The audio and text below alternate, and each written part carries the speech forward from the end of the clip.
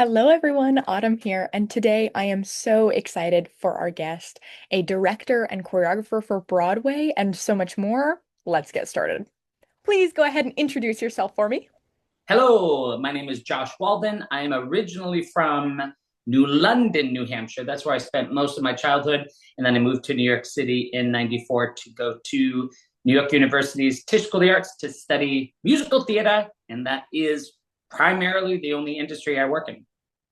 Nice. Okay, so tell me about your journey, your origin story, if you will, the lore of how you got into musical theater. What sparked that joy for you? All right.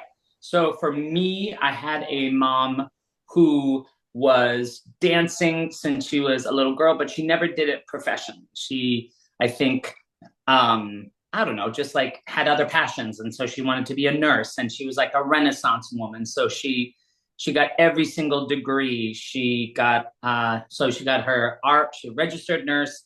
She got a business degree. She ran a cardio rehab center. She was a school counselor. She was a physical education teacher.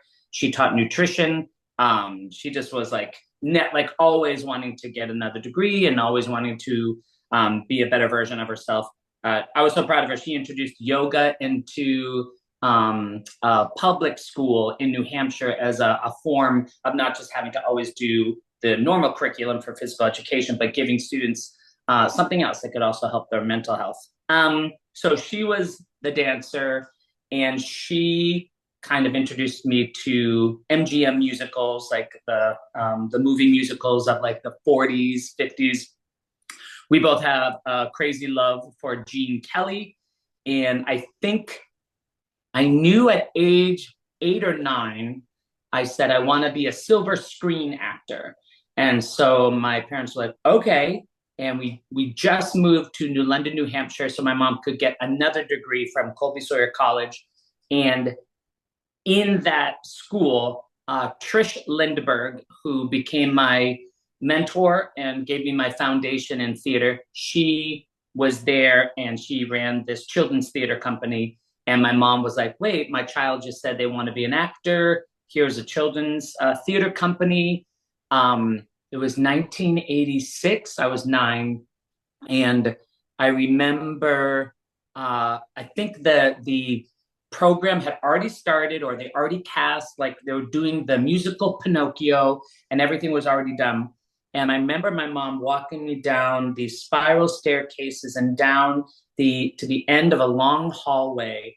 And we opened the door, the last door on the left, and we walked into this room that seemed huge, but it had puppets all on the walls that were designed by Tommy DePaula, an amazing children's book illustrator and writer who was a local celebrity.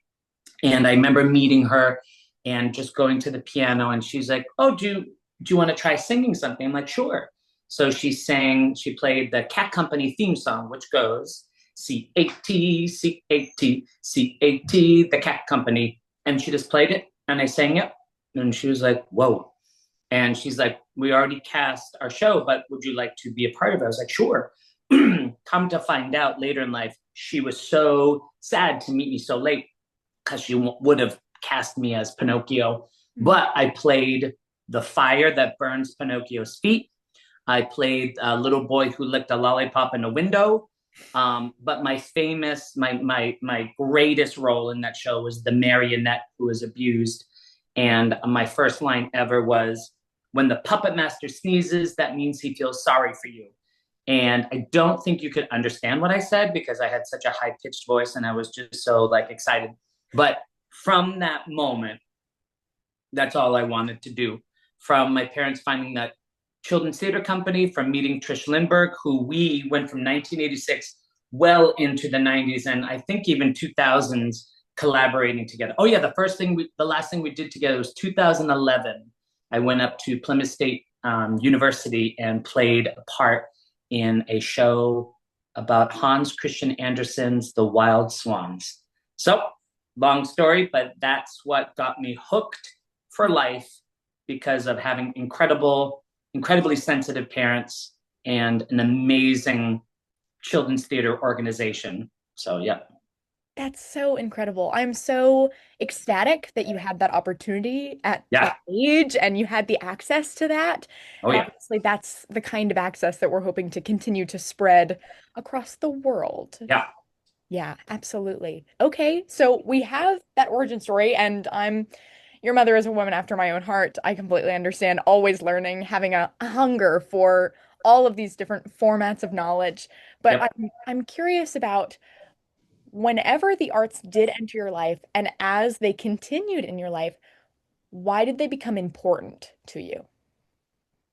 Oh, I think just deep inside, Mhm. it's it almost became tunnel visioned. I think it was I I I couldn't see myself doing anything else, and I had it just it's so weird because I often wonder like what is nurture and what's nature, and I just had an obsession.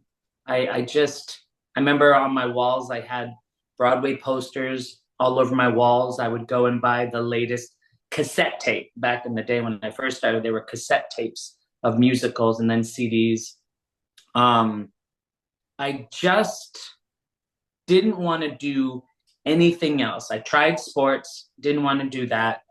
I didn't necessarily care about um, history. I mean, I now I deal with OCD, so a lot of that kind of prevented me from really diving into reading.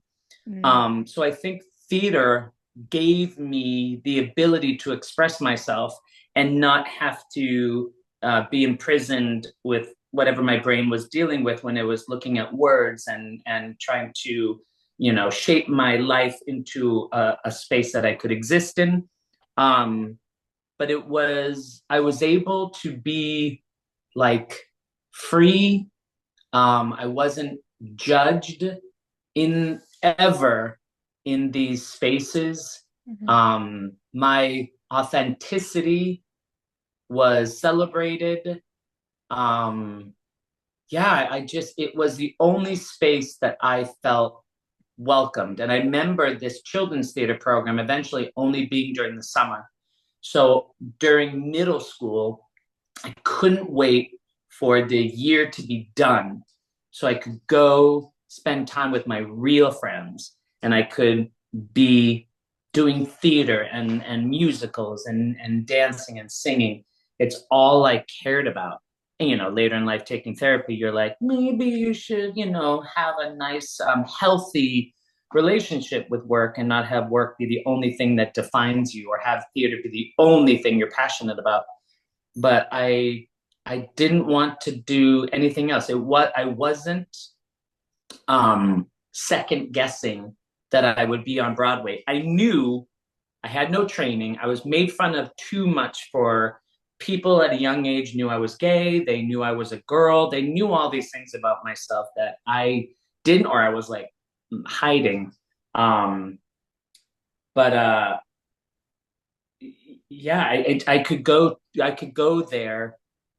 And I remember I was flamboyant Sure. and I definitely expressed myself with a lot of joy. And I didn't, even going through puberty, I didn't stop. In high school, I got a little safe. I remember keeping myself safe. So I would code when I was outside of the theater Yeah. and I would protect. But as soon as I got into that theater, I could be me and I could be exactly who I was. I didn't come out until I was 17, Mhm. but theater provided the space for me to feel my most honest self Yeah. um, shine and be accepted. But I definitely saw toxic masculinity outside of theater preventing me from truly being, comfortable. So I knew I had to protect. I come from a family of hunters and hockey players and Love um, really like devout Christians, like going to church and seeing people speak in tongue. And I'm like, I don't understand this. This Yeah. doesn't feel right for me. I remember one aunt sat on my bed before I went to college and was like, just be careful. And I was like, why? She's like, just be careful of the gays. And I was like, huh. I brought it up with her later and she's like, I never said that. And I was like, all right.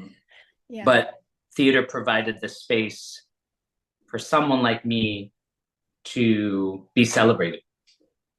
absolutely. And I completely understand that. And I've had far too many friends who have the same experience of like in the positives, the love of theater and the place of the theater being the all-inclusive safe space where we can express, we can be, we can exist.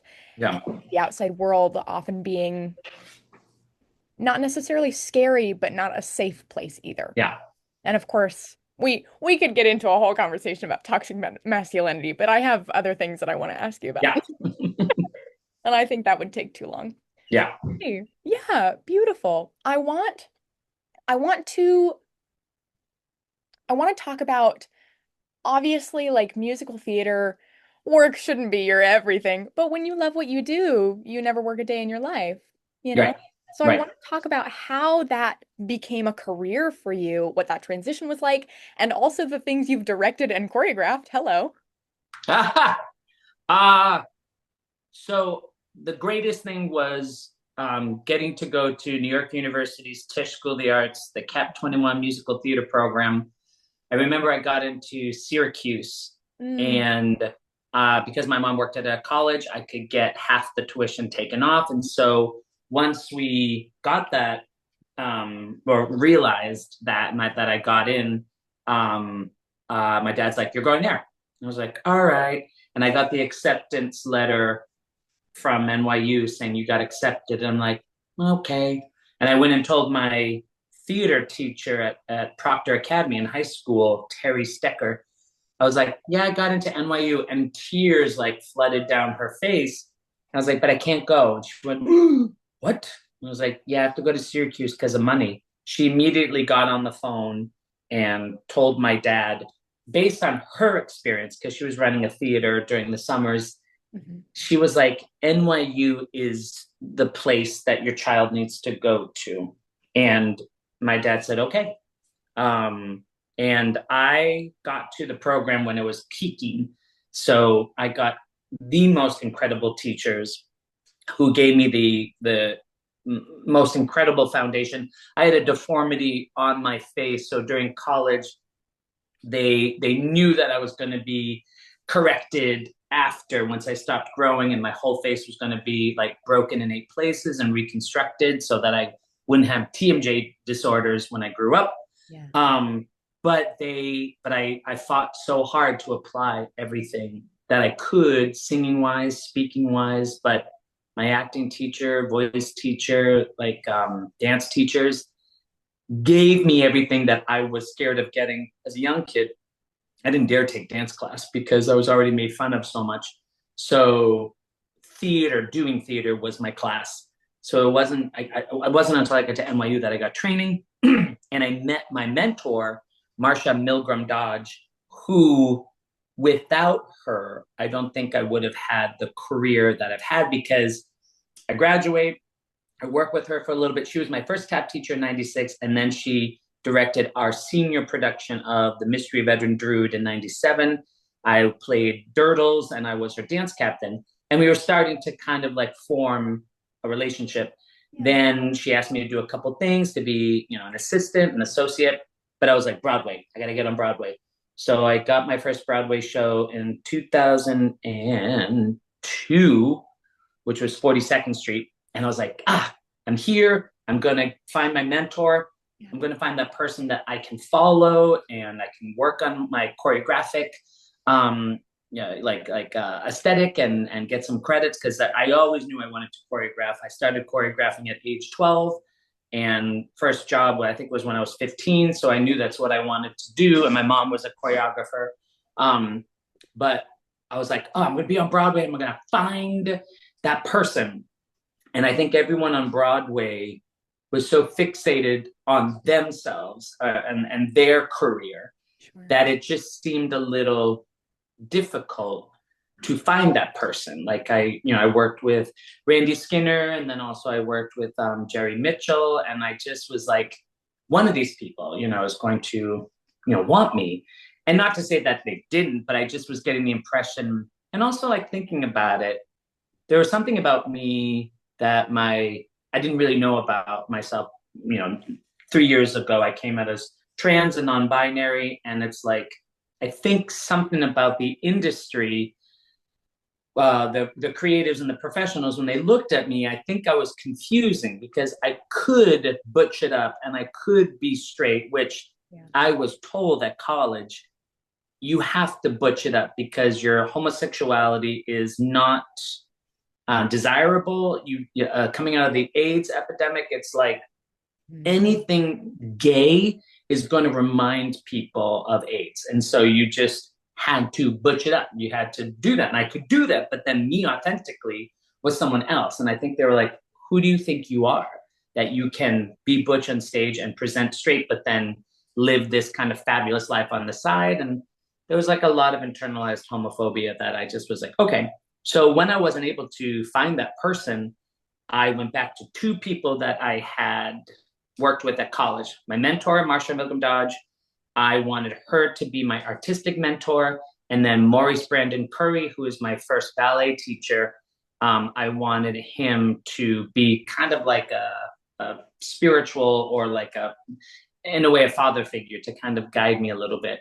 And it was so wonderful, Marsha being a very strong, powerful Jewish woman, and Maurice being a very powerful Black man. It was incredible to have those people and to commit to following them and listening to them and being guided by them.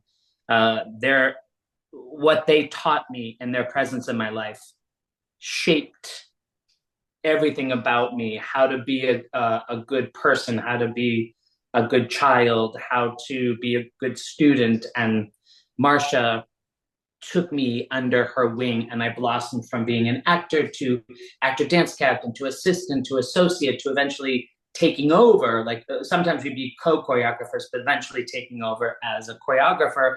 And I never knew I wanted to be a director, but all of a sudden, when presented with the opportunity, everything I learned from Marsha just came and poured out of me through my experience and through my aesthetic. And all of a sudden, I'm like, oh my gosh, I love being a director.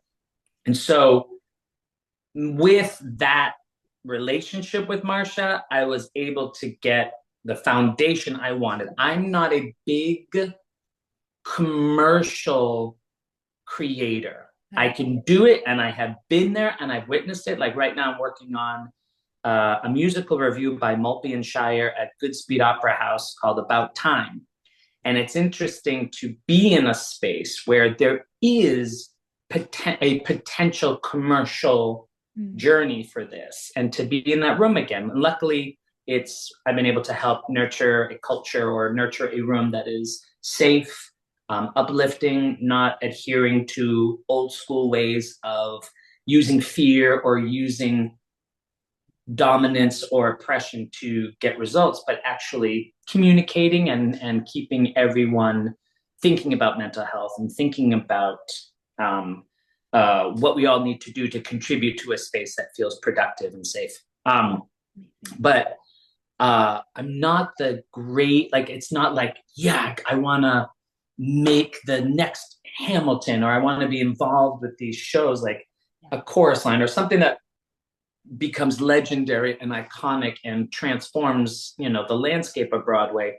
I just want to do good work. And I've realized too, with being my authentic self, there are not a lot of people who are open, I'm 48, so I don't see a lot of my peers who are also coming out as non-binary or trans, who are still wanting to stay active in the community. So I'm feeling like I'm pioneering a path or representation. I taught at San Diego State University last fall for the MFA and BA musical theater majors. And I had a couple trans and non-binary students come up to me and say, I've never been able to see myself in a teacher.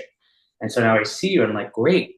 So wearing my dresses, earrings, nails, being who I am, I think is exciting to me. And so I don't have to win that Tony. I don't have to create that blockbuster, like that show that just takes over the world and makes me millions. I want to be a part of some kind of change, and I want to be a part of someone who, being white and understanding my privilege and understanding I was a product of a system that elevates people like me. And so I have been able to have gracious people hold me accountable, and that I've been able to change, and I've been able to shift and able to like modify and create new ways of creating, like basically, so that everyone feels included and heard and seen. But my mentor has been instrumental as well in trying to implement that change and bring people to the table who haven't been invited, and to figure out what that means in terms of combing through scripts and design aesthetic, and how do we make people feel that they're not just filling into a role that wasn't written for them, but that we're able to take these roles and without changing, like, or going against the rights, or like dealing with altering material that is now protected, actually finding ways in which to direct and to lead a show with this person now in these parts that weren't written for them. How do you make them feel safe and make it feel like this role was written for you, and instead of trying to jam something into a place that is problematic and traumatic, but actually trying to find ways to um, include them. And I think it's through the concept and the direction and the constant conversations. So my career, I think, is a little part delusion. Like, I thought I am the best. I'm the best singer, dancer, actor, triple threat ever. And that kind of confidence got me to really sell myself in rooms. It's also, I have incredible parents that would always say yes to me. And I know that's a privilege, but any opportunity, anything I need, the financial backing that I had gave me incredible opportunities that I completely understand and see. But this mentorship, finding this mentor at a very young age in college, completely laid out and continues to lay out what my career is. Like, because of Marsha, I have this gig at Goodspeed. Because of Marsha, I'm going to go be teaching at CCM in the fall. It's just anything that she's like, I can't do that, but I know someone who can do it just as well, and you will love. So yeah, I owe it all a big, um, uh, like the responsibility for the success of my career. A big portion of that goes to knowing I need a mentor. There's the person I want to follow. And then you find the moment where you also detach from your mentor and you go out on your own, and you know when to do that. And so that you can really be your own artist on, like, with your own goals, and you're no longer trying to uplift someone else's work, that you're like, no, this is my work, this is what I've learned, and this is the point of view I want to convey. Wow. Okay, hold on. We just need to take a second for that. For that. Let's everybody find your mentors. Yeah. That's like core right there. I'm originally a theater kid through and through, and then I got to college and I was like, I want to make movies. And Yeah. it's very much the same, at least in that regard. Mentor, mentor, mentor. And Yep. also, what a beautiful opportunity again. What a beautiful opportunity again, that is so invaluable for you to have access to people who can continue your education in more ways than just academic, in more ways Yep. than just career, but helping you become a better person. Like you said, being aware of the privilege that we hold. Yep. It's real, the system is broken, and all we can do to really fix that without creating total revolution right now is making change within ourselves and being Yep. aware and surrounding ourselves with people who can help us be more aware and make that Yep. change. So, wow. Okay. Yeah. Amazing. So I want to talk now about like moving into teaching and Yeah. becoming a teacher for the first time. What what do you love about that? And what inspires that continued effort in the classroom? Right. Everything goes back a little bit to my mom because my mom, though, she studied dance and she was also a choreographer. She was a teacher and she was the most incredible teacher. The passion she felt. Like sometimes in our industry, you can have people that think, or there is a mindset that if you are teaching, it means you weren't able to find work as an actor or director, choreographer, and all of a sudden you're like, okay, it's the end of my career. What I have been discovering is teaching is so relevant and it's so connected to the industry. Um, because I love teaching so much, I still feel like this is crucial to the future of theater because I can look now as a professional and I can look at the trends and I can look at things that might have been lost or aren't as important.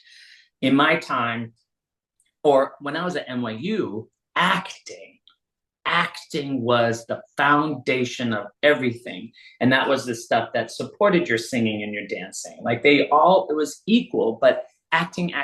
We could have used more professional like preparation for the profession training, like to know how to sell ourselves. But we were just actors in our sweatpants and just like diving into the meat and the objective and the want and sense memory and all this stuff that was given to us. That was the most important thing. It didn't matter how sensational your voice was.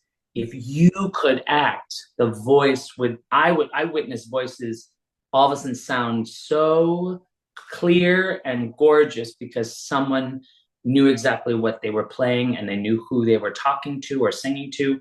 What I've noticed is there is more emphasis on voice and dancing, and the acting has kind of become what can I do to get the job? What's the thing that I can do to convince them I'm charming, I'm interesting, I'm unique?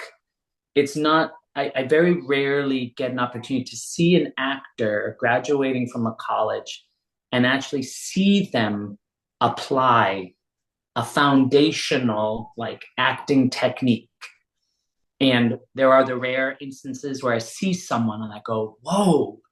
But I think a lot of emphasis is placed on that kind of yas, like work. They're hitting a high this and they're kicking their face and they're doing 12 pirouettes. And it seems like with social media, there is an immediacy to the Olympic feat. And that's impressive. And that's the thing to sell. And I'm more like, what I got out of my acting training from Larry Singer, Deborah Kempmeyer, all these like incredible humans, and Wendy Waterman, they were like the essence of acting will propel and take you from the beginning of a show to the end, and that's going to elevate your singing, elevate your dancing. So I have been teaching for a while. I taught a summer program at NYU in 1998 when I had Anne Hathaway was like one of my students. And so at the time, her name was Annie. And I remember, having a moment with her where she showed up late one day and I said, she went right to the bar and I said, what are you doing? And she's like, oh, I'm so sorry. I have a great excuse for why I was late. And I said, I don't care. Go sit in that chair. You write in your notebook why you'll never be late to my class ever again. And she did and sat and wrote and she never was late again. And then she probably was auditioning for the Princess Diaries or like her first movie. It's like, I'm sure she had a stage mom. So she already was like being pushed to stardom. Um, but then I also like just off and on, like I'd sometimes work at AMDA, like working with my mentor on their showcases. I've been now just on and off teaching at Broadway Dance Center. But I also think when I go into a university and I'm directing and choreographing a show, that's also teaching because I'm trying to help the actors figure out how to now apply all the disciplines with a director who isn't just going to let you do your thing, is going to go, okay, in your application, I see what you're doing here, but that's in conflict to the overarching design and concept of the show. So as much as like you think that that version, that take is correct, I need you to think about the show as a whole. And you're not, it's not a one person show. This is a collaboration. So I was able to go to the University at Buffalo and direct and choreograph their Rocky Horror Show. I was able to go to Wright State University and choreograph their On the Town. I was just at San Diego State University, which I was like doing so much, like many classes, and I loved it. But I always was like, if I do commit to a school, I want it to be top tier in the sense that the students who come are hungry. They have a trajectory that is 100%. It doesn't have to be Broadway, but just a working professional. I didn't want to necessarily work with a program that was still trying to find its like its, I don't know, its footing, or like that had students who maybe could do a number of things, and this is something that was a hobby or something that gave them joy, and but they were at a program that was um I don't know, like I not delivering on everything that these students need to get to that place. And I don't, it's not that I think like schools that offer a BA or BFA musical theater, like everyone is coming and wanting to teach the best and give the best education. But there is something interesting when you're at a school with a reputation of producing, you know, Broadway stars or movie stars or people that have this ferocity and want to win the game. They want to, you know, I wanted to tap into that to somehow smuggle in some artistic responsibilities that I think every musical theater performer should have. That it shouldn't just be, of course, you have to be me, I on the prize, I go, because I have felt in my career that I've taken moments where it's like me, and opportunities have come to me because I said me first, and someone didn't get the gig, and someone saw my aggressive want as being against them, even though it's like I just had dreams. Yeah. Being on Broadway, being off Broadway, original cast albums, national tours, cruise ships. You know, I wanted it all, and I wanted to work in every arena, every space. So there's something about going to CCM that I can see them and I can say, yes, you're coming in ultra ridiculously talented. How can I smuggle in the responsibility of preserving this art form, which I get very patriotic about because it's very American, yeah, to see cultures all come together and form musical theater. It's like, it's so American to me. I feel sad when people judge it or look down on it, as being like, sometimes I have people that are like, oh, it's cheesy. Oh, musical theater is so silly. Music, like you see an American Idol, they're like, you sound too musical theater. And I'm like, okay, but it is the most, I don't know, extraordinary representation of America to me. Yeah. And then also to study the roots and go, oh my God, Black culture is rooted in everything I love. The Jewish community, what they brought, like, and then all of a sudden you go, oh, that's from this community, and that's from that community. And then all of a sudden it's like, because of people who are not me, I'm able to feel fulfilled, and I'm able to celebrate life. And I have an expression that comes from other cultures that living in New Hampshire, I was not privy to. I was fortunate to have a really progressive private high school, and then I went to NYU. So I was able to see and share space with people who are not like me. I was able to meet queer people in high school that were dorm students, that were the dean of students, and it was scary. But I was like, wait, that's me. And I was able also to have assemblies where we met queer people and we met people who were HIV positive. So for me, the exposure of just everyone and being together and inclusive has incredibly shaped a brain that could have easily stayed stuck in the familiar and stay content with that comfort of like nothing different, nothing other, everything similar. So I feel comfortable. I was put into positions that made me uncomfortable, that challenged me, and ultimately turned me into this progressive thinker that I am today. And now I'm dedicated to inclusivity, representation, safety. But teaching for me also taps into it's not therapy. I'm not someone's therapist, but teaching for me has to do with helping artists, young artists, see their lives, see what they need to do to heal, because I do think theater heals. I was just talking to my San Diego State University students. I directed and choreographed a production of A New Brain. Yeah. And I was like, this is not therapy, but theater heals. You as an artist are going to step into the shoes of someone who is not you. And you're going to live their life for 2 hours, 2.5 hours. And you're going to spend time with them. And you're going to see the other characters around you. And you're just going to be different. And you're going to have to look at your life. And I know some people are against sourcing from personal experience. I'm someone who's like, you only know you. You're the best, like you are the best historian for yourself. And if you as an artist have to start to know what core memory is too heated, it will induce trauma. And then you go, okay, where's another core memory I can use to understand this character and understand the situation?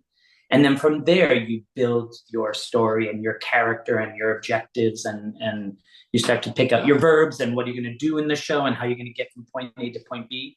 But I think because of who I am, identifying as queer and as trans and non-binary, there's something where I remember visiting CCM and I had a dress on and my earrings, and I just was walking, and you could see students being like, whoa, like we don't see you a lot on the other side, being on the faculty.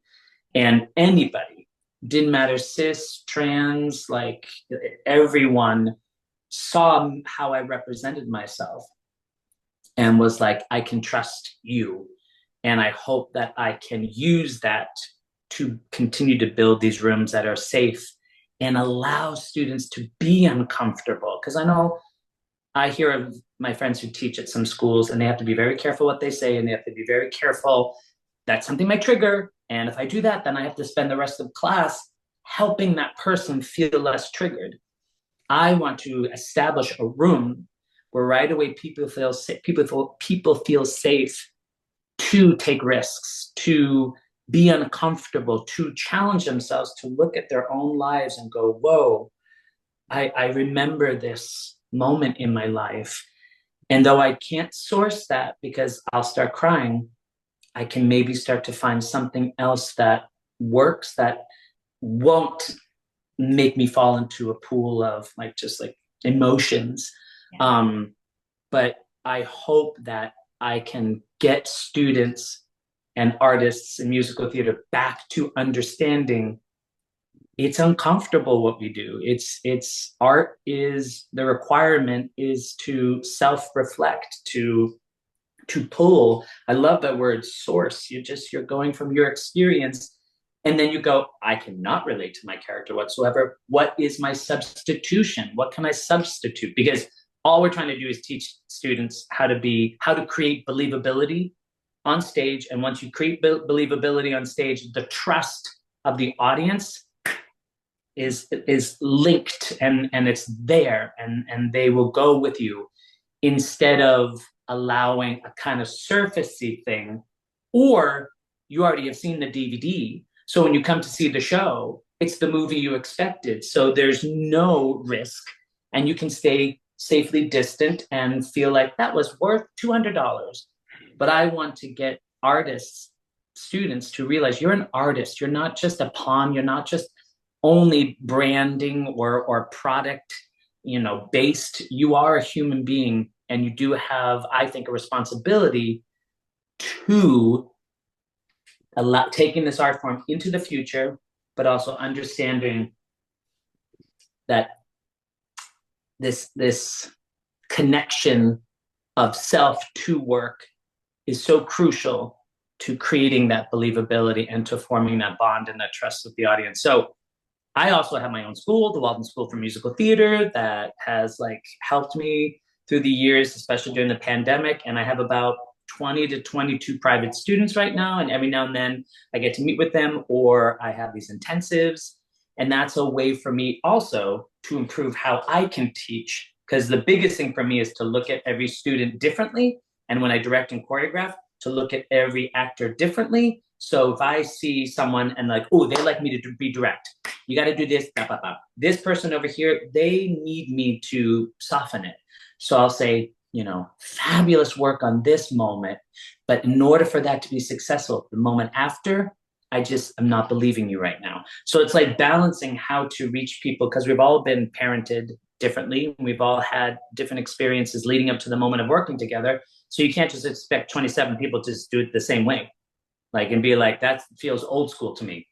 Do it like me. Do it exactly like me. Don't bring anything about your authentic self to the material. Be a robot. And I know a lot of people who go dance first into musical theater understand that robot mentality where I shouldn't talk, do it efficiently, exactly like I've been told. And then all of a sudden you start to go, oh, what's your opinion? And they're like, what? Like when I teach my dance class, I always ask everyone, what's your dream role? Who's your favorite artist? To get people to start talking so that you are like, oh, who I am. That's what is wanted, not me trying to be the person I think they want me to be. Mhm. But right now in our industry, we have still some people from old school mentalities. We have young ones that are coming in and say, no, it has to be this. You have to change. You have to like figure out to change years and years of the systemic, like just the way things have operated. Change it now.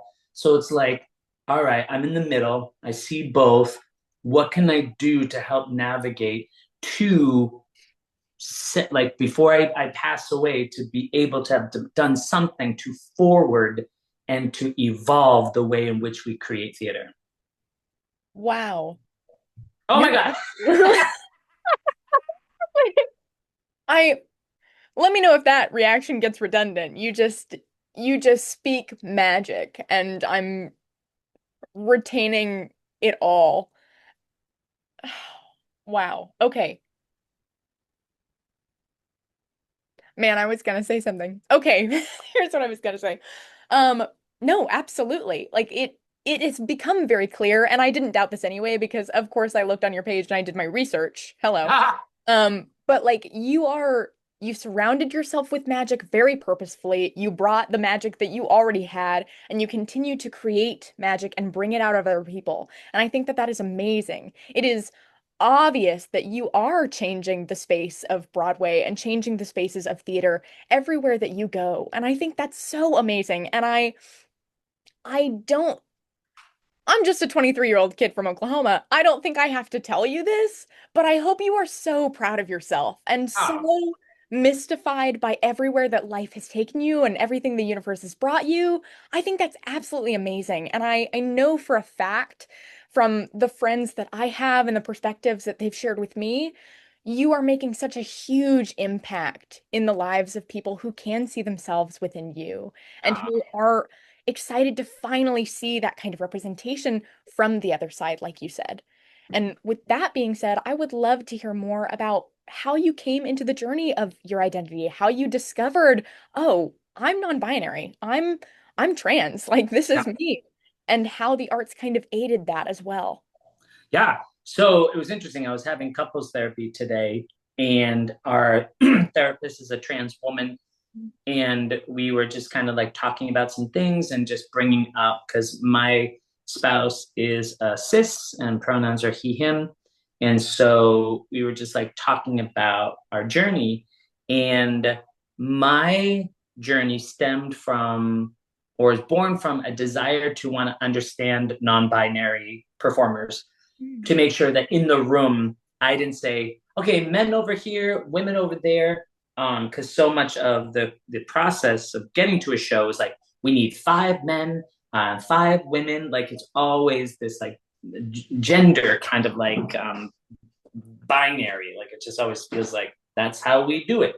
And you think like, oh yeah, we're doing Music Man. So if you are in the show, you need to understand you'll have to represent either being a man or being a woman. And that's like some people don't think like, well, what if we, in explored some space where they were there, and maybe they just, maybe it was illegal at the time to fully express themselves, or like I did a production of 42nd Street that I directed and choreographed.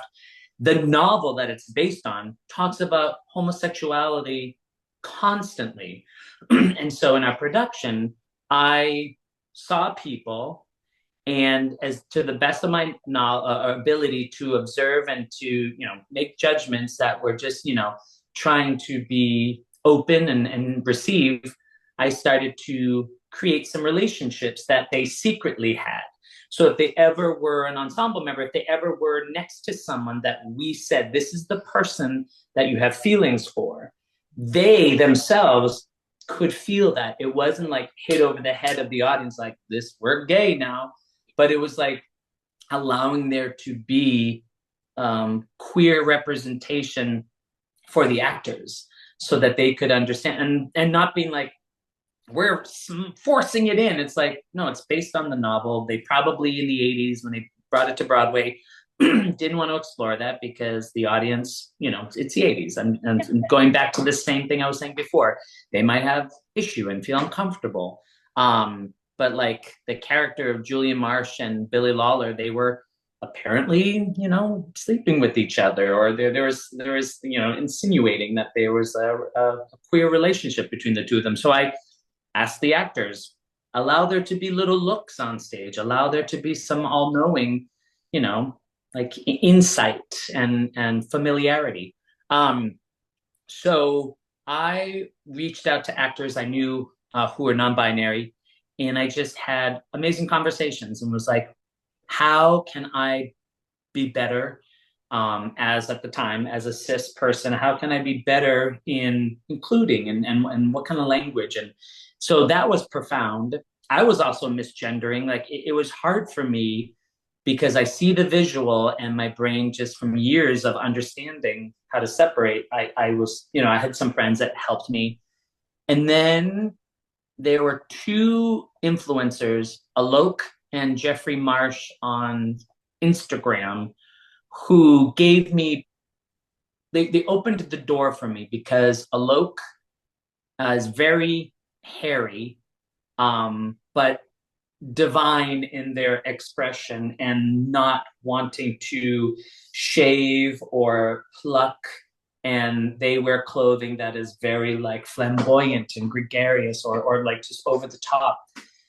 And then Jeffrey Marsh was saying, look, if you decide one day you're non-binary, but you wake up the next day and you're like, oh, actually, that doesn't feel authentic, that's okay.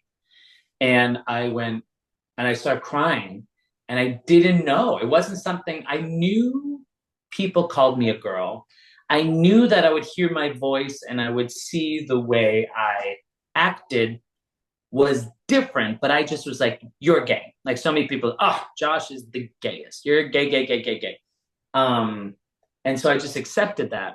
But it wasn't until these two influencers who gave me permission to look inside, and also I have such a warped idea of femininity because of the 80s and 90s and the supermodels of the 90s and Olivia Newton-John. Like there's so many things I was like, that's beauty in a woman. I could never see myself as being a woman because I don't, because I have hair, because like I look like, I used to be so weirded out when I saw my reflection. And I thought it was because I saw an older person. And in my heart, I'm like, no, you're still 12. You're still 13. Like you're young, young, young, young, young. And then when I came out as non binary, I saw the reflection and went, oh, you think you're going to see Olivia Newton John or see a frail, petite woman. Like that's what you think, and you don't. And so, like, even now, like, I tend to wear clothing that's very baggy to kind of mask or to hide me.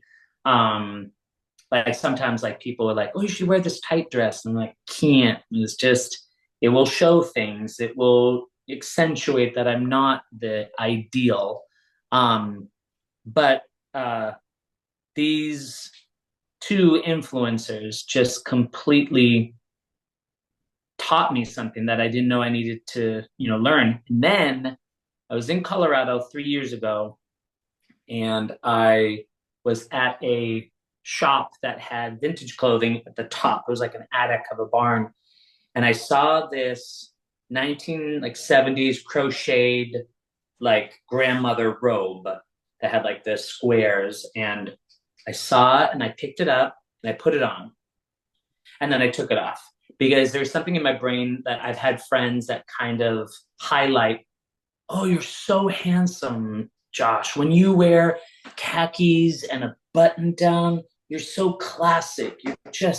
You're so handsome. And I'm like, oh, okay.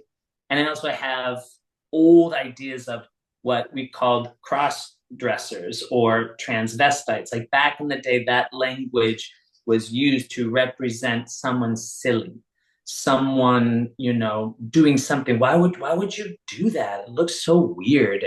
And I remember having judgment on this trans woman in Montreal, and come to find out, this trans woman was with their wife who loved her so much that when her spouse started to want to wear wigs and dress and you know women's clothing, she accepted it and she loved it, and it didn't change anything for her. She loved her partner, and I was like, how?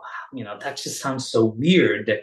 But this robe was calling me, and so I put it on like multiple times. I'd put it back and I'd walk away, and I'd come back around and put it on. But definitely, it wasn't like something that was a button down. It wasn't a tie. It wasn't a suit. It wasn't a pant. It was a robe, and it was definitely something that I could, maybe a grandma or someone made for themselves in the 70s, or like some kind of hippie, like a woman, and it felt so cool. And I remember I put it on, and for a moment feel good, but then feel embarrassed. And then finally, like the last time, third time or fourth time, I put it on, and I went, if I'm buying this, and that means I'm I'm accepting that I'm non-binary. And I remember coming out on like social media, and the trans edition maybe came like a year and a half, 2 years into it, because I thought, oh, you can only be trans if you're a trans woman or a trans man. I didn't know that you could be non-binary and trans. And I think because if I was younger, I would have transitioned, I think, into a woman. I think it's so profoundly in me, but I'm so stuck in constructs and ideals of what is a man and what is a woman that I can't shake it. And I'm also 48. I'm like, this is my body.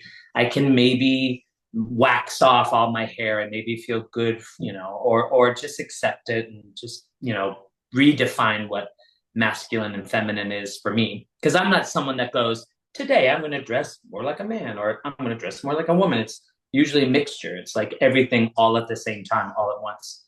That's Um, exactly like you. yeah.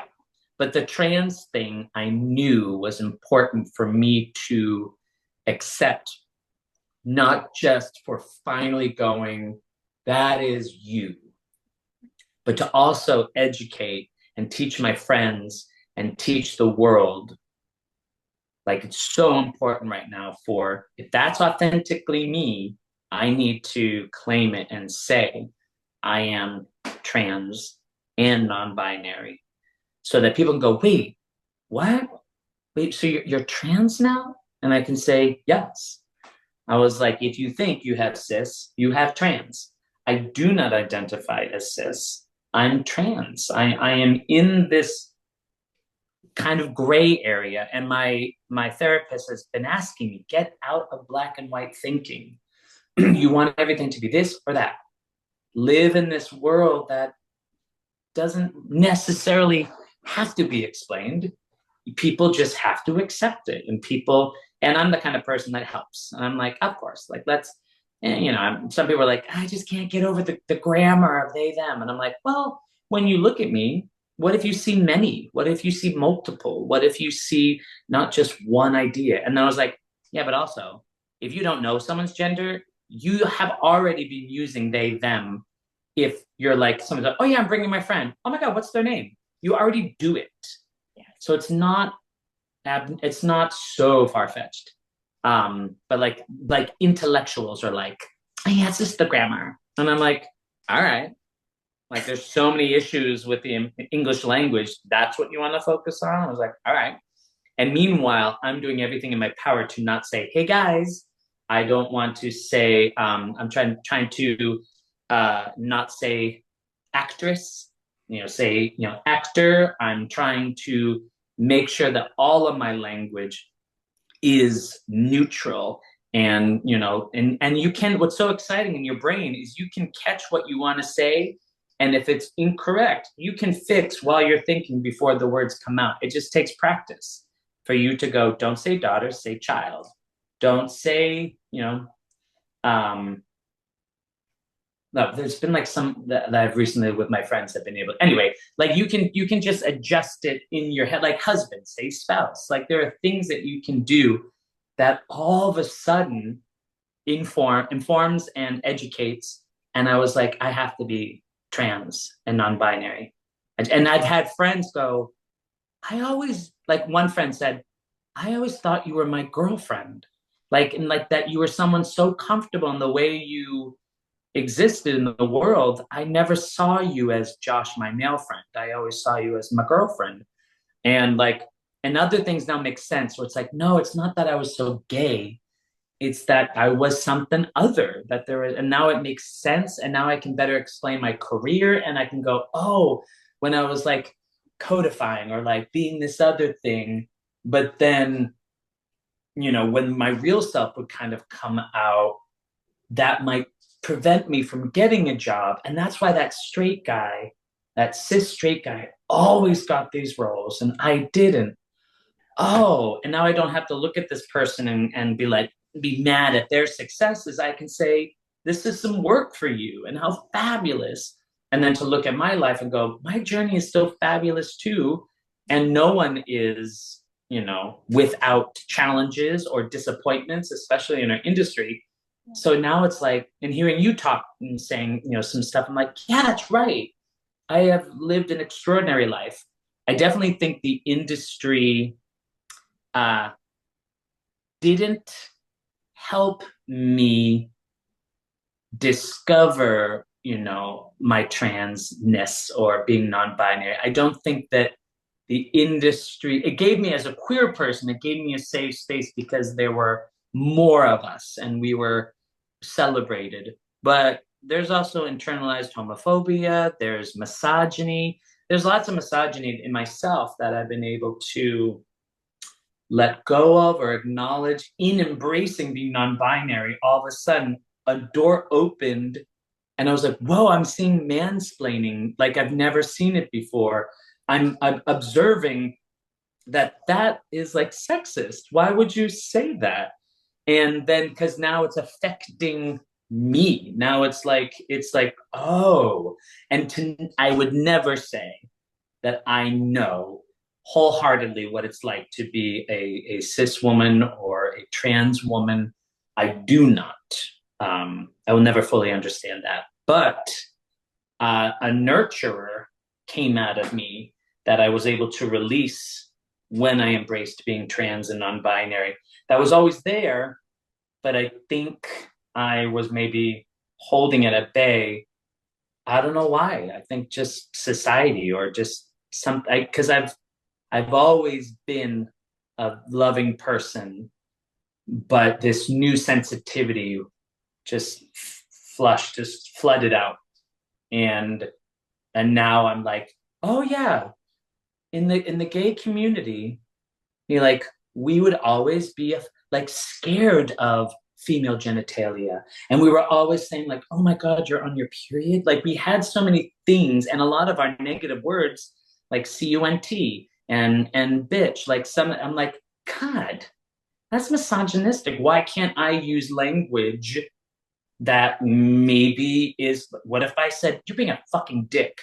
What if I like just started to kind of see Mhm. that I can remove this kind of built-in hatred, this like misogyny, and realize like that has no place in the queer community. That and I know that some of my cis female friends, or my cis women in my life, they've gone to gay bars and have felt awful because they've been treated so poorly by the gay men in the space. And it's like, I love that I'm able to change my language and I'm able to be more sensitive and I'm able to be woke. Like I that word is so powerful to me, and to understand the roots of woke coming from the Black community, and to think of its history and where it came from, and to celebrate it as like the moment where you're just discovering in yourself how much better you can be, how much more accepting you can be, and to go, I was racist. I am racist, but I'm not an active racist. I choose to be anti racism. Mhm. But because of who I am, the system, it makes sense what's going on with the systemic racism and everything in the world because it worked for me. Yeah. And I was able to benefit from this system. So now I'm so excited to be a part of being anti the things that were ingrained in me, and I can actually change and I can be and hold myself accountable. And when people do hold me accountable, I go, thank you. And then I leave them alone. I don't say like, explain more, or I just go, I hear you. I got to go do some work right now on this joke that it's just inside of me that I just let come out of my mouth and didn't realize how horrendously offensive Yeah. it is, because back in the day, you're like, oh, I'm telling this joke, but it's not really how I feel.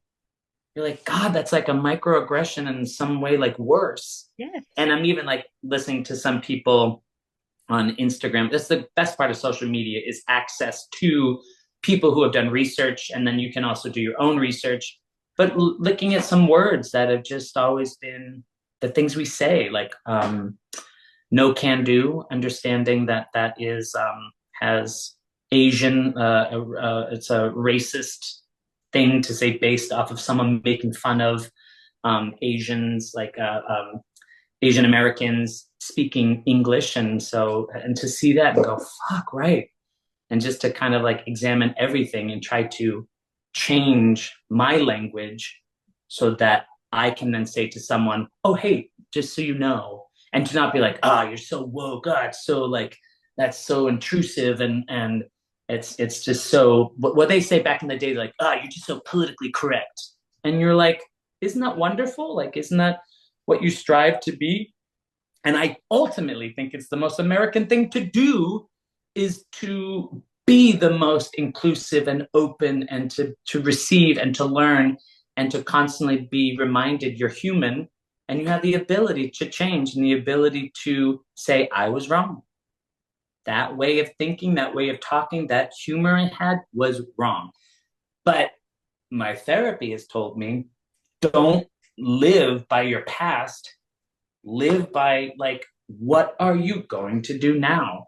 How are you going to take what you learned? And don't go, there was a while, I don't know how you felt, but I had such guilt. I just would sit there and I just like, fuck, I'm the problem. I they need to remove me from this world because I'm the problem. Like I can't lead a room. I can't direct. I can't. They all look like me. They all have the same name. There's so many Joshes out there that are like leading rooms. I'm like, ugh, I should just be taken away, and never seen again.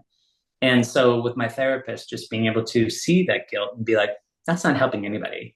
So let that go, get over it, and be a part of the solution and and live by example. But then also like in the industry, if maybe right now I don't have a lot of power to change legislation or I can, but if I can be in the room and I can say, hey, that what you said today, or have someone say to me and I go, yes, everyone, I might have used some language. I'm so, like to find ways in which to leading by example, being in the room and actually being active instead of, there was one time that I would apologize for like material, Sure. but I would couple it with how do we then make it better? So it isn't just like speaking and feeling kind of empty and false, but actually going, this is how I feel about this material. I'm so sorry. But I have friends like, don't apologize for the material. Just do something active that will help everyone get away from it feeling horrendously oppressive and traumatic and triggering. And what are you going to do to make it feel more inclusive and to create a safer space than people have experienced in the past? Absolutely. For from within my own experience, true like true understanding, the beginning of understanding for me in just different perspectives outside of my own began in like a master's class that I had 2 semesters ago, where we had to pick a subject of ism to study in the world. And like just I think if more people just took the opportunity to seek out those kinds of educational experiences, as well as just asking questions and not being afraid to be wrong, not being Mm-hmm. embarrassed, not being ashamed entirely of who you are because of your ancestors, but being aware. So Yeah. exactly what you expressed of like if we just remembered the roots of the grand old USA, I think that we would have a better acceptance and understanding of we none of us were here originally. A majority. Not all. A majority. We Yeah. all have something to learn. We all have different perspectives. Take them from one another. I think that's the purpose of living. So yeah, Yeah. So I definitely think the biz yeah. is not incredible Hmm. with either representing Mm, or I think people still feel our audiences are not going to want to see that.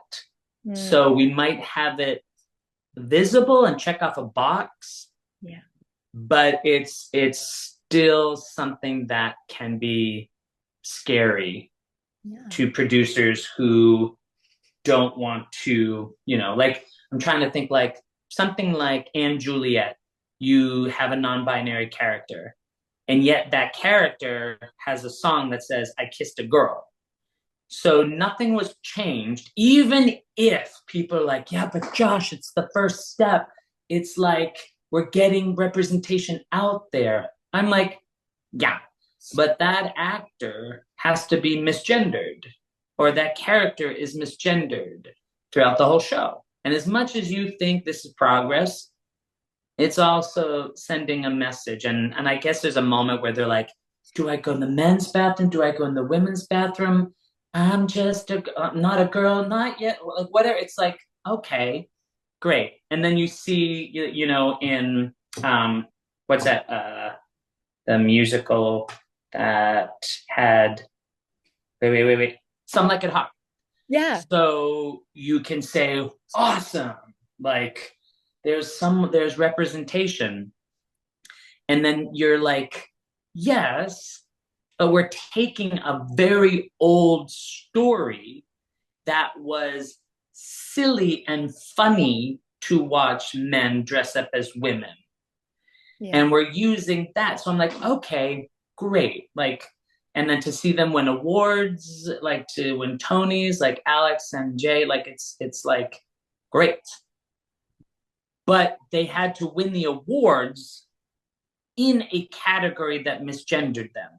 Yeah. So it's like, okay, you're doing great, wonderful. Like, but at the end of the day, I'm seeing mostly heteronormative storylines, boy meets girl. Yeah. That's what I'm seeing, and that's the thing that sells. And so I understand, but at times I go, my whole life I have been groomed to be straight. My whole life I have been forced to play straight characters. Of course, I played Peter Allen. Of course, there are some things that come in, and they're like, look at it, like, and some people are like, say, you shouldn't, like theater has always been this unbelievably inclusive, welcoming space. Like that's not the real target. And I'm like, I think it's great, even if it is the space I felt most comfortable in and where I went to. Let's really look at it Mm-hmm. and kind of call it out Yeah. and just address and kind of say, awesome, you gave Tonys to two non-binary actors. Great. Yeah. What is the continue, like what's going to happen? Are you going to start to think about labeling your bathrooms in a certain way? Are you terrified? Like at University of Cincinnati, they put up things that said biological men, biological women. Luckily, you have students that ripped that shit down, but it's like, okay. Um, but I just feel like instead of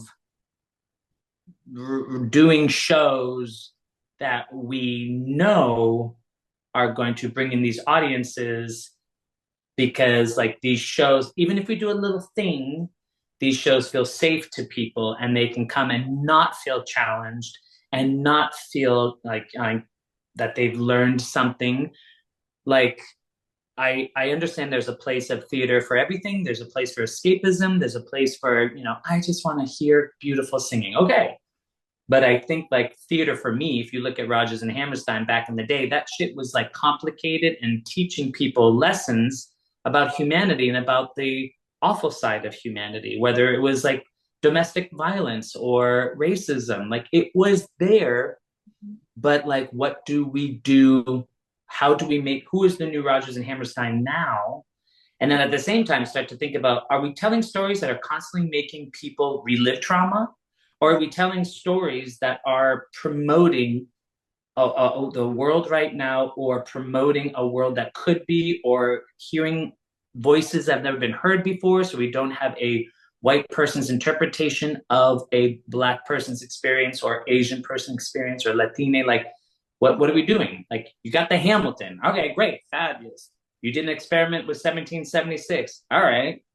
But it's like, I just want to feel like it's a priority to like not only go to history, but actually be like, what is current and present and what's the future? Yeah. Because I don't want to, like, it's not that it's like awful, but it's like how did, yeah, I don't want to say anything bad about any shows, but it's like, I don't know. I saw a strange loop, Mm-hmm.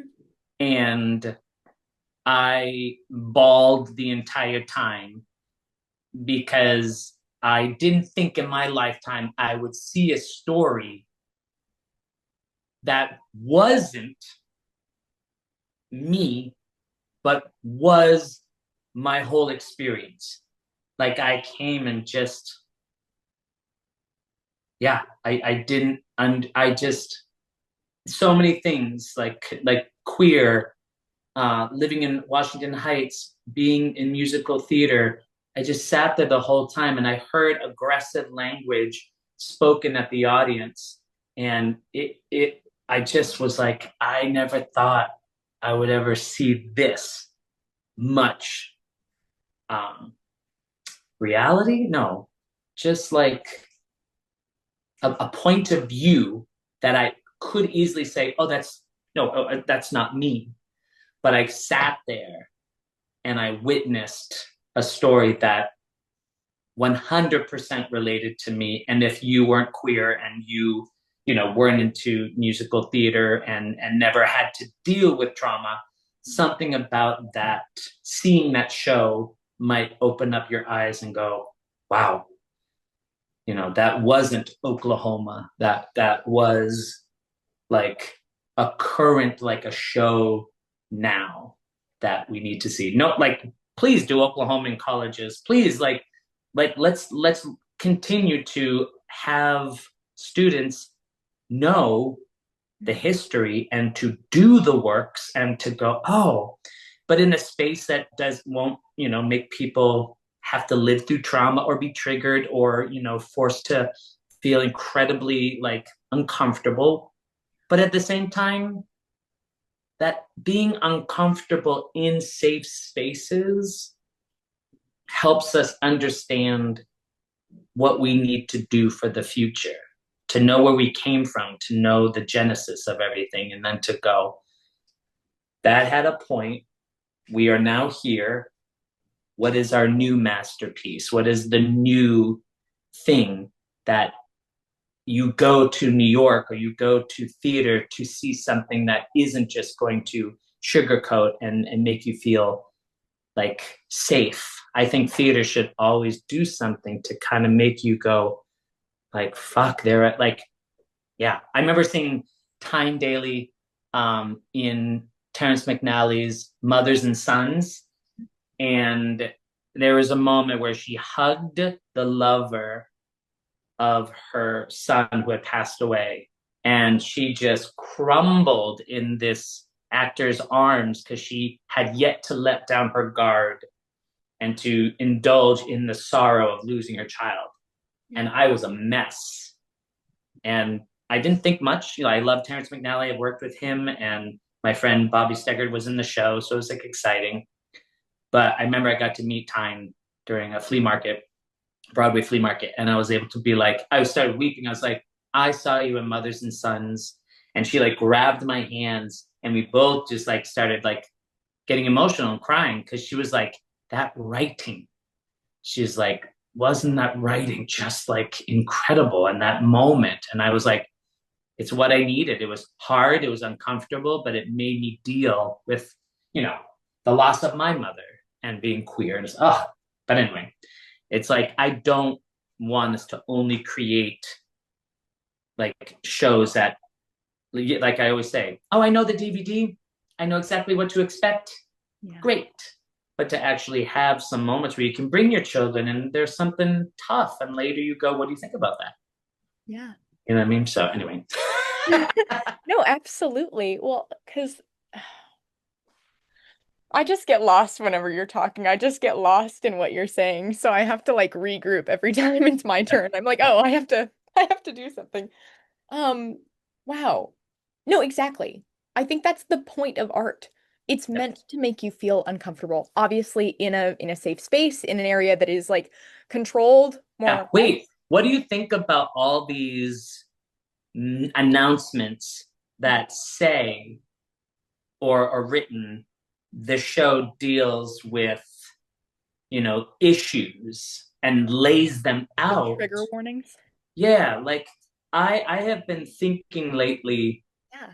that I feel like that does a disservice to what the playwright maybe intended, was to shock you or to present something in front of you so that you can feel uncomfortable and you can feel unsafe in the situation that these characters, what they're dealing with.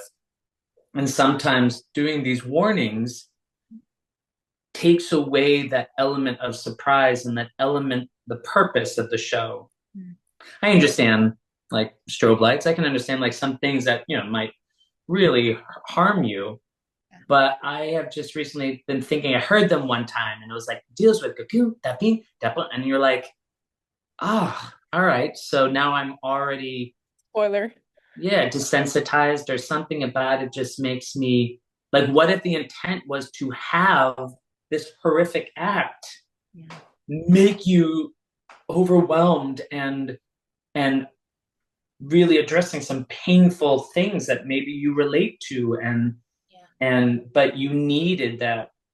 Hopefully if well written it does something that opens you up and kind of helps you release. So I've been thinking like how much of this, how much in making spaces safe, Mhm. how much have we gone a little too in a direction that might defeat the purpose of the piece of art that you're presenting.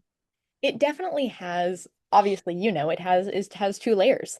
I Right. think that for the sake of, let's say, all content, putting art to the side and art for art's sake to the side, in the name of content, obviously it's very protective. I think it's effective. In Yeah. the name of art, however, I worry that in some cases it can draw audience who need it the most away. Yeah. So it makes me worry. Like, I'm going to use a high school performance I did way back when as an example. If Next to Normal had a very blatant warning of deals with deals with grief, deals with mental disorder. And there was a parent who was like, "Oh, I don't want to expose my children to that." Then someone like me may not have been able to sit in the theater and have that raw, rocketing moment of realizing in the first number that she's having a manic episode. Yeah. And that is so powerful. I Yeah. think that exactly what you were saying, I completely agree. There are a lot of pieces, I think, that the point is for you to sit down and have this perspective served to you, even if it's Yeah. not necessarily what you ordered. Right. I think that's the point. Art is meant to make you uncomfortable. Art is meant to make you reflect inside. It's all meant to make you peer into yourself and say, okay, what do I understand? What don't I? How can I relate? And how can I use this in my life as I interact with other people and overall humanity? Yeah. So it's Yeah. it's a weird back and forth of I agree with you of like in some cases in the sake of art, it's too safe. And Right. I would hate for a parent and obviously, like this, again, a very direct trigger warning, whatever. Of like, if there was a show that was like, this is a homosexual experience, and a Right. parent whose child related to this experience, and the Right. parent didn't know that yet, and was like, oh, we won't, that denies someone of seeing something that they could connect to and discovering Yeah. more about themselves. But I Yeah. digress. I remember seeing the one of the final companies of the original chorus line in 91 and sitting next to my dad and seeing Paul's monologue and feeling terrified that if like, oh my gosh, there's a person on stage who's gay. I think I'm gay. My dad's right there. And there was just this sense like it, I couldn't go. I had to face it. I had to look at this person and their struggle. And it didn't make me like turned off. It just made me face a reality about myself. Yeah. And I was able to come out like in 94. I think I eventually came out, but it was just a moment where I was like someone else is struggling like me.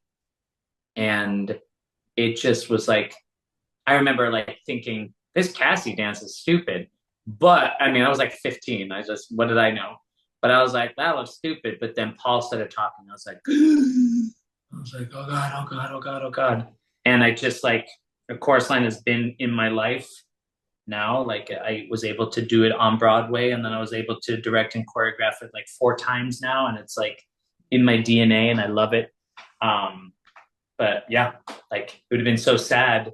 Luckily, I had a dad who was like his best friend was gay, so he had no problem. He was like whatever. Yeah, that's amazing. I want to be conscious of time. Oh yeah. Oh my God, we've been talking for. And I love talking to you, but I'll keep it to maybe two or three questions more. Okay, right. Um, Along the line of representation and expanding perspectives, I saw a cute little reel on your page about how you had written a children's book.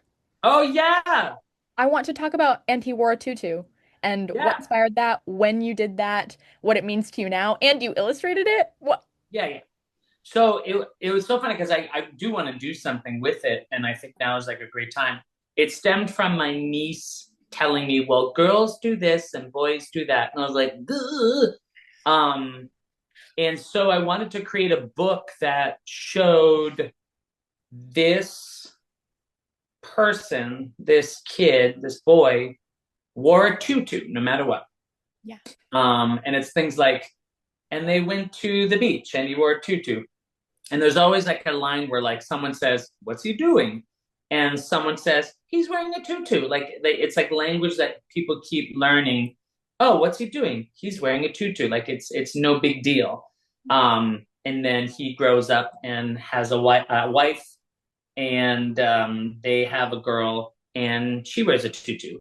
And some people are like, "Why is the character not gay?" And I was like, I was trying to help people understand, regardless of what your child experiments with, it doesn't predetermine who they're going to be. So of course you might like think like, "Oh, they're gay or trans now." But what's interesting is I wrote that book before I understood myself as being non-binary or trans. So a lot of the work that I made was trying to tell me something.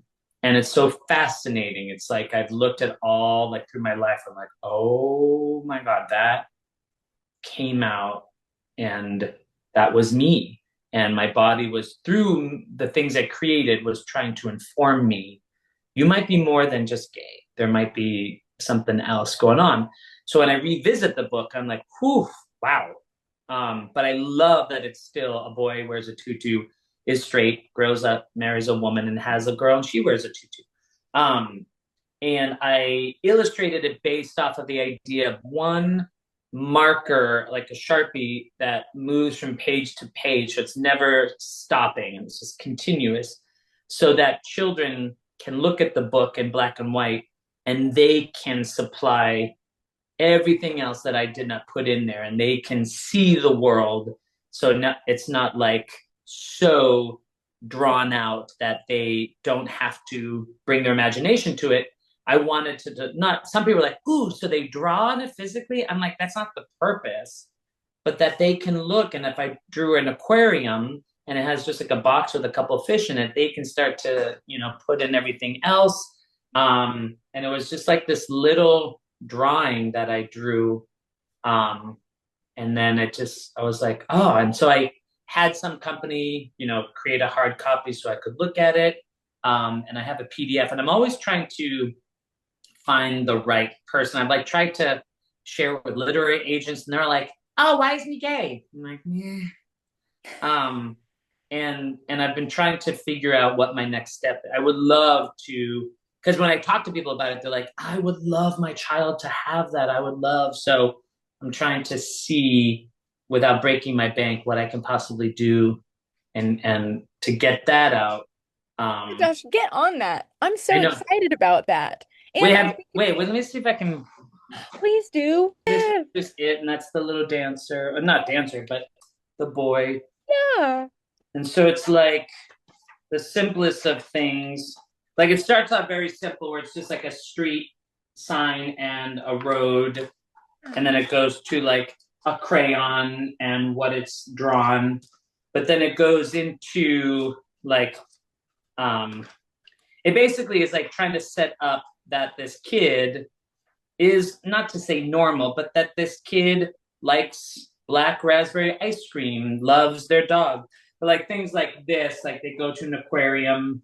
Uh, But like the whole thing was like His class went to an aquarium and he wore a tutu. His classmates asked their teacher, "What's he doing?" Their teacher smiled and said, "He's wearing a tutu." Or like, the family spent a day at the beach. Andy wore a tutu. The lifeguard asked his family, "What's he doing?" His family smiled and said, "He's wearing a tutu." So it's just like, but then just like grows and like talks about like when like big legs. Now he's an adult, so he's like taller, um, and goes to the big city and has a family, gets married. And I dedicated it to my niece. Unfortunately, my brother disowned me, so I can't see my niece and nephew anymore. But I said that the daughter that he gave birth to was named Madison. But yeah, so it's like it. I hope, like, I love it so much, and I just want to. I think now more than ever that with the next 3 years happening, this might be an incredible tool for parents in a very like it's not like a trans like agenda. Like hopefully it can maybe appeal in a way that's like allow people to be who they are, and it's not going to predetermine. Like we're so terrified of children and them being groomed, Yeah. and I'm like, what if we just let, like, my parents were amazing. They just, I always wanted dolls, so they would wait for all the relatives to leave my birthday party to give me the toys like that I wanted, the Barbies and the Cabbage Patch Kids, because they knew I would be made fun of because I had like family members that they're just they're dudes and they're the Waldens and they're like, no, you like dolls, huh? So they were very sensitive and they didn't want to deny me. They just wanted to make sure that I was in a safe space to receive the things I loved. So That's amazing. Yeah, yeah, completely in what you just expressed, especially like I've grown up in Oklahoma. Like I'm surrounded by very progressive people, but at the same time, I'm hyper aware of what a majority of my state believes, yeah, or at least is reflected to yeah, believe. And the idea of like parents being afraid of giving their their sons or their children dolls or yeah, allowing them the opportunity to play with things that are a bit more feminine or a bit more masculine or a bit in the middle. Like, and feeling like if they allow those things, it will result in this end product, where in reality, I believe that people are just born the way they're born, you know? right, And they discover that, such as yeah, I have, such as I continue to in my own way. Like, it's just yeah, how the world works. So I really love that. And I think that you should do everything in your power to get that book out there. And I agree, done. I'm back. especially in this period, Yeah, really vital resource. yeah, I will. I'm on it. I'll do it. Good. Okay. One last question for you. Yeah, yeah. Why do you believe the arts as a whole, this includes theater, this includes writing and illustrating, this includes all of the things that may have touched your life, as well as the mentors and the arts that they've brought into your life as well. Why do you think these things are important to the world? Hmm. So Yeah, sing I out. what's that? I said sing out. uh, so it's so interesting.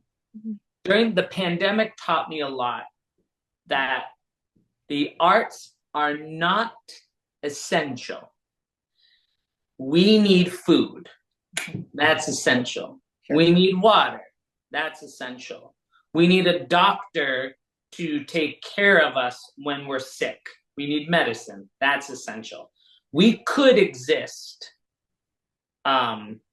just breathing, living day to day with the essentials. Yeah. Art for me, because I actually watch like some people at theater companies, and I'm sure everyone was struggling, but they'd say art is essential, and there was such like this kind of like inflated sense of self and ego. And I was like in a different opinion. I was like, y'all, people are dying. I don't think now is the time. I know you need funding. I know that there's like any way to get to people to open up their checkbooks and give money. I get it. But what I realized was art was necessary. Um, it's necessary like we think now about like mental health. Like I just walked by a friend who had been working so hard on an event, and I passed by them and they're like, "Oh, I'm going on my meditation walk right now just to clear my head before I go back to work." So I think of art as being those necessary moments and breaks in your everyday.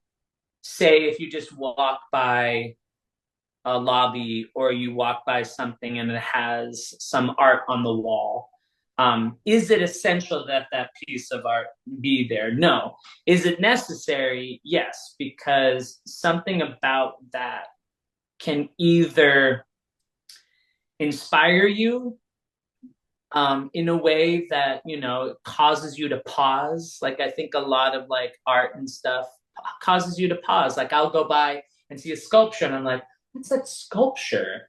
And I look at it, and for a moment, it allows maybe to like recalibrate, or something about it helps me to pause and breathe. And then maybe my thought process after that will be a bit more rest, but less stressful. And I can be maybe more productive. Um, Going to a museum, I think, is an extraordinary way it's like a selfish. It's like I'm going to a museum to look at art and to give myself that time and to breathe and to be with myself. And even if you're like, that's not art, that's a piece of shit, you're indulging in yourself and what your truths and what your dislikes and likes are, which I'm always trying to tell my students. What do you like? What do you not like? Especially in college, I'm like, you should be honest and you should hate shit. You should go, oh, that's not theater. I was such that person. I was like, oh, that person's voice is awful. Oh my God, that's not theater. Oh, that dancing. It's not how I feel anymore. But it was at that time I was so passionate, and it really like helped ground me into understanding I have a strong point of view. And it also like propelled my passion. Like it was like I want to do good work. I want to do my like I have something to contribute. Then in life you start to realize, oh, there are other points of view. Oh, right. Them telling the story that way isn't wrong. No one is going into something to be like, I want to make a big pile of shit today. Everyone is going in being like, I firmly believe this is right, that this is the correct way to tell the story. I firmly believe this is the way to make money with this show. Everyone has a point of view. And I think it's about taste level and luck when something all comes together and it works. It's not guaranteed for everybody. And there isn't any like, if you do it like this, it'll always be successful. It's not true, because you see people replicate and they don't get the same success. So it's like, it's just a matter of timing, a matter of just what's happening in the country, in the world. What are we ready to receive? What are we not ready to receive? Like I often think like stars and people become famous. Like you have people like, I always knew they were going to be a star. I'm like, everyone says that about everyone. Yeah. And it's just, if you're privileged and lucky and have had the training and then had the right team and they were at the right show at the right moment and the right person sees you, it's all luck. And I'm blessed. Like if you get that, great. I have had incredible successes. I've also had incredible failures. I'm not defined by my failures. You know what I mean? Like I don't go, oh, like now I'm able to go, but look what you did. A human from New Hampshire with a dream, and look at what you've been able to do and how my career is inspiring to so many other people. Because I can be like, oh yeah, I worked with Julie Andrews. Oh yeah, I was able to dance on at Radio City for the Tonys. Oh, I sang at Carnegie Hall. Oh, I did all these things. Does anyone really know who I am? Some people do, but that's not the point. Like I'm not based on the capitalistic viewpoint of what success is. I I just had an actor friend of mine call me and say, left a message being like, I thought of you today because I was in a space where I wasn't getting paid for being an understudy. And I thought of you And I thought of what would Josh do? And he said, I led with love. And I went to the artistic director and I said, hey, I love it here. This has been amazing. I'm not getting paid to do all this work on the understudy. And I kind of think that I'm putting a lot of work in, and it'll be wonderful, even whatever the amount is, just to have that validation. And the artistic director heard them and changed it and got them money. But it was led, he said, I led with love. I led with, appreciation and curiosity. So it's like yeah, that kind of example. Um, but wait, getting back to wait, remind me of the question. I lost it. Why are the arts important to Oh them? yeah, yeah, yeah, yeah, yeah. Yeah. No, it's so funny. All of a sudden, I was like thinking of my friend Glenn. I Um, loved your story though. no, but like Yeah. all that, like I think within creating of art, we have an opportunity to lead and to kind of be better versions of ourselves. Now, that's not necessarily that the arts, that's just being like a good human. Right. But the arts giving us moments to pause and reflect. Um, like whenever you say like the word fuck, they have found out that that lowers your temperature and you're able to see clearly. It's scientific. You do it. So I think like in seeing art, you might not be so aware of what that piece has done to you, but it has given you a moment to stop everything you're doing and to look at something, and it can brighten your day. It can make you weep. It can make you confused. It can make you curious. Like it does something that makes you reevaluate your life. So, what is it? Someone said the moment society starts to ban books Mm. is the fall and the crumble of society.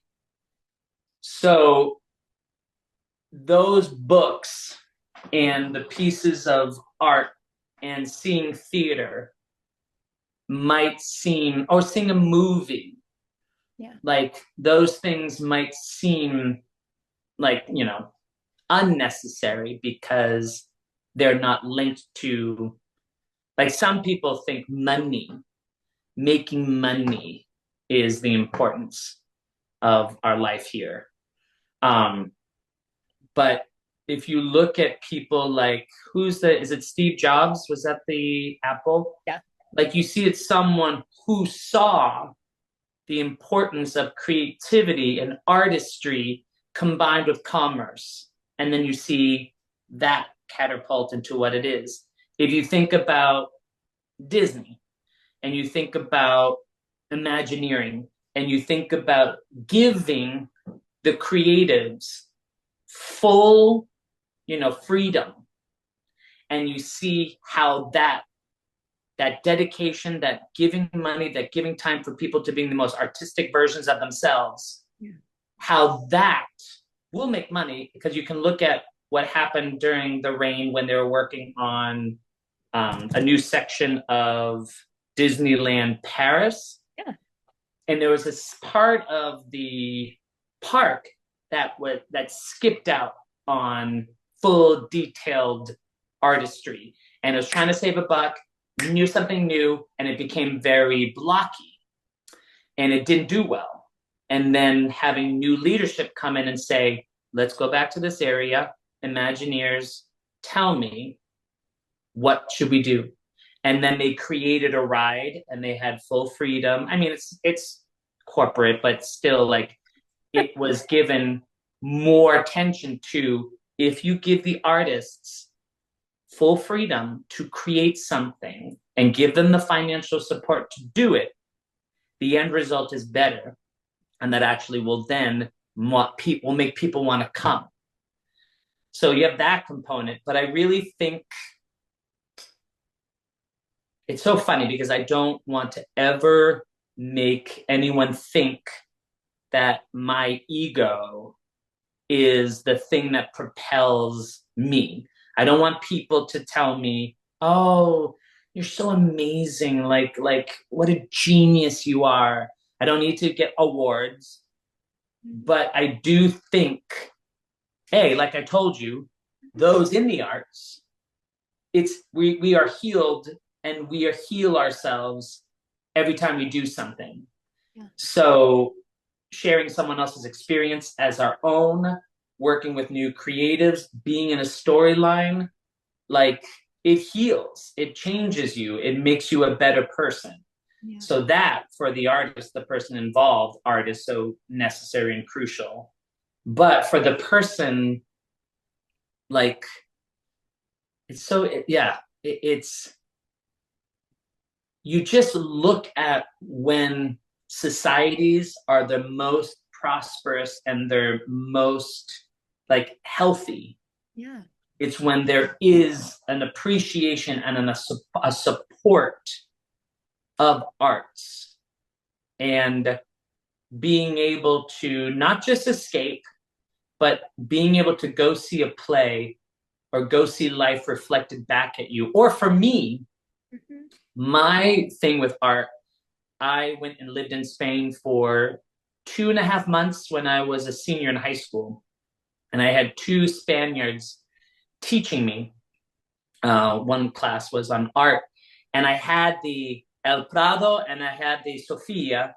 El Prado was like more like classic, like so much religious shit that I was like, like constant, why Jesus, why Mary, like there's so much religion. But then I'm like, oh yeah, because they were the ones supporting, commissioning the artists. So the artists had to do these like constant religious iconic pictures. And it was so almost like a photo. Like you go there and you're like, how did an artist manage to make that face look like a face? Like you're blown away. And even seeing all the cathedrals, you can see how religion was like this opportunity for artists to showcase their abilities of design and artistry. Um, but I could look at that back then as a high school student and go, whoa, that's an artist. That's amazing. Look how real it is. I didn't understand artists like Miro, who, when I saw their paintings, I was like, I can do that. That's like a chicken scratch. What is that? But when I studied and learned of the revolt against having to do one way of art, having to create one idea of what art can be, and seeing how art was reflecting in the change, the climate change of the world and of the country of Spain, and just seeing how there was this loss of self-expression, and then to see these art at the Sophia, to go and see, like I saw some Salvador Dali pieces, I saw Miro, I saw Picasso, like to go and to have context and to look, I started to weep because I saw Miro's stuff as like, oh my God, you were saying fuck you. I'm gonna paint from my experience and my point of view what this moment feels like, what this idea is for me, and how you come to it and how you experience that is your journey. Like I did, all of a sudden, it gave me freedom to interpret something how I wanted to interpret it and not have to be force fed hyper realism.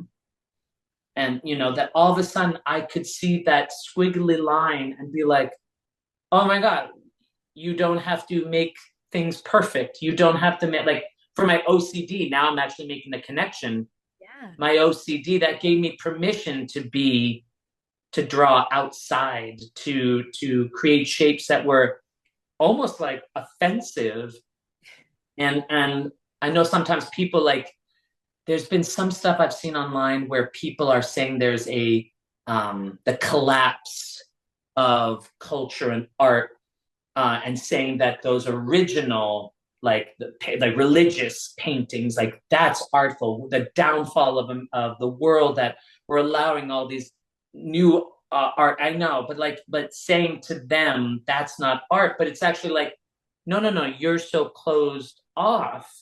You're not seeing that art reflects what happens in our world. So if you're constricted and you're only allowed to do one form, Mhm. of course they're gonna have to like literally religiously like make it so insanely accurate. But the moment that you're commissioned and given the opportunity to express yourself and to go against it and say, you don't have to do that. You don't have to live life like that. You don't have to be perfect. You don't have to see world only in one way. Here is another way to see the world and to see like Salvador Dali like melted clocks and what did I see? I saw the great masturbator and just that big nose, Yeah. and it was with the things hoisting it up, Hmm. and then also the Miro stuff just blew my mind because I finally looked at it and my brain went like, what,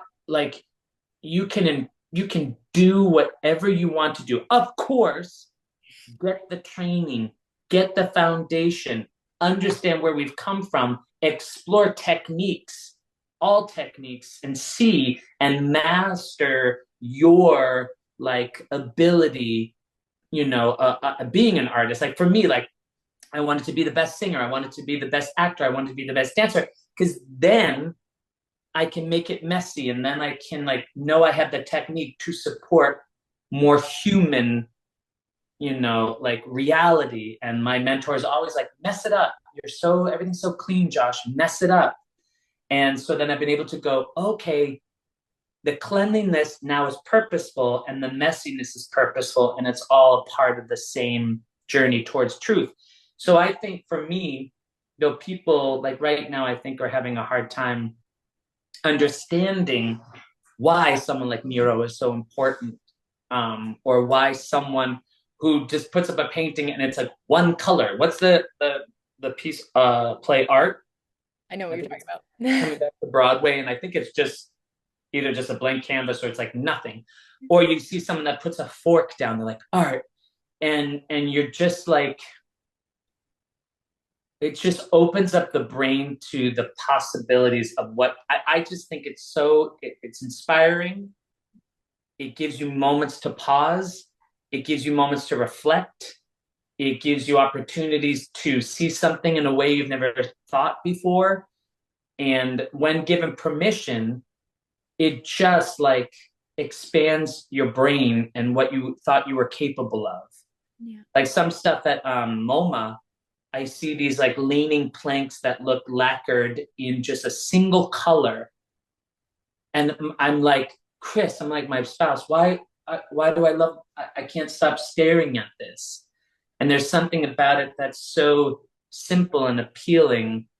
And also, we went to see a Dada exhibit that at the Guggenheim that to me didn't do anything for me. Like I looked at it and I was like, just grays and blacks and looks like some like graphic pencil designs, but to know of the history of where it was coming out of, just like I believe like coming from a moment of nothingness and devastation, and then how it's like, oh, even though I don't think that that's like something I want on the wall of my house, I looked at it and I can be profoundly affected to know how the history affected art and how artists were reflecting us to blossom and to have our phoenix moments to come out of those devastating times into feeling enlightened.